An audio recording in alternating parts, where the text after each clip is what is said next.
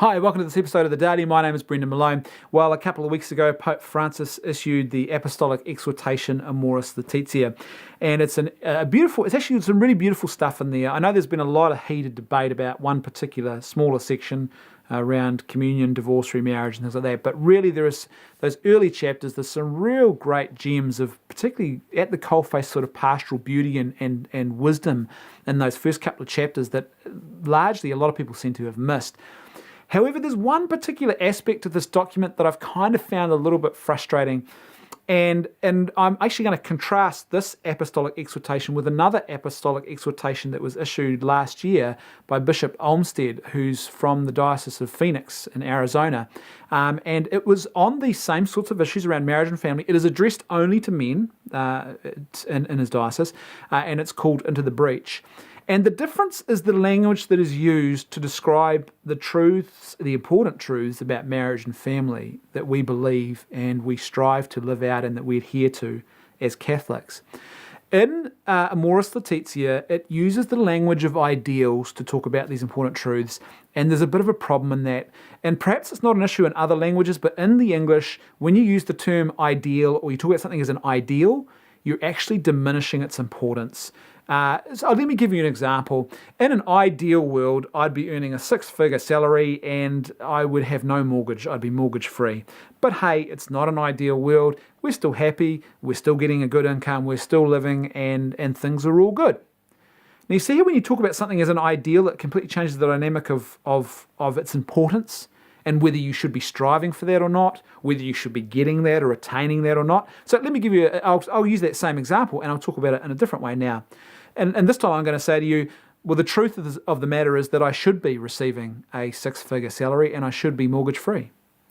Now, you see how that completely changes the dynamic when you all of a sudden lift a statement or a proposition to the element of being a fundamental and objective truth rather than just an ideal.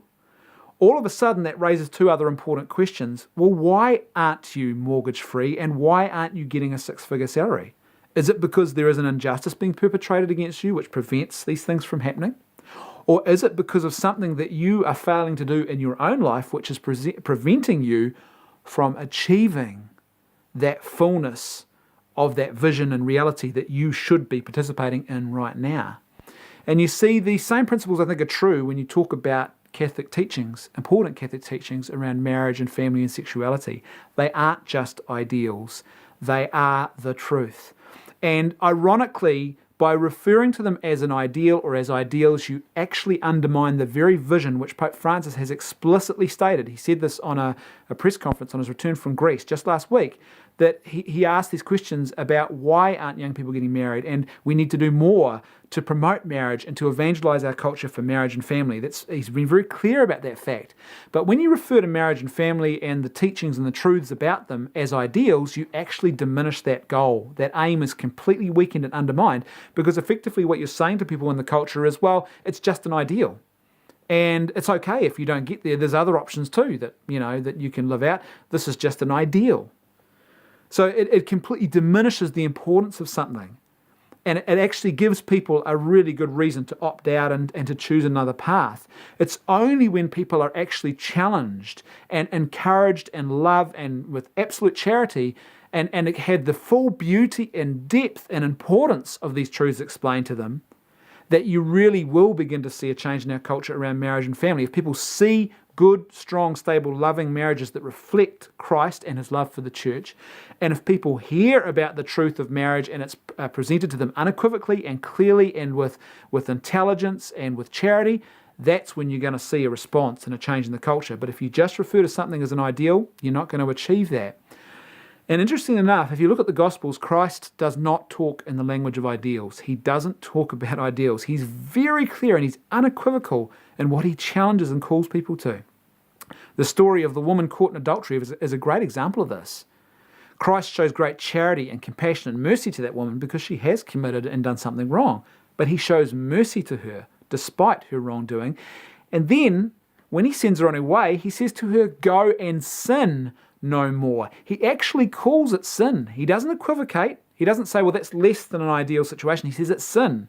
And then he says to her, stop doing it. If you want to live a good life, if you want to follow me, you've got to stop doing that, or at least strive to stop doing that, right?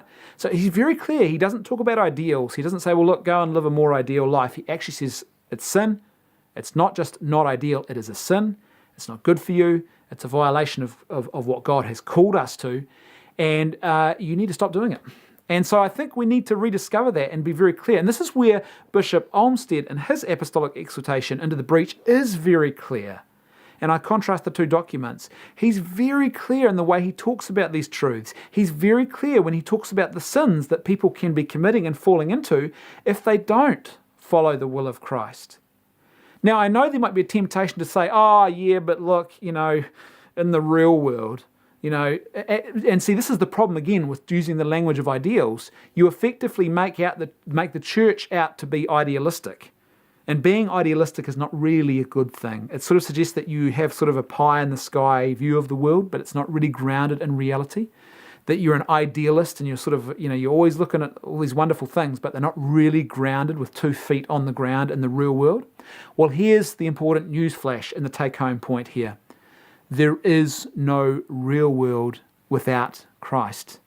You don't find the real world by living outside of the fullness of the vision of what Christ calls us to. The Gospels are very clear. If you want to find your life, you've got to lose it in Christ. It's explicit. The fullness of life is found where? Only in Christ. I've come to give you life and life to the fullest. So if you're living outside of the commands of Christ, if you're living outside of the things that Christ has called us to, then guess what?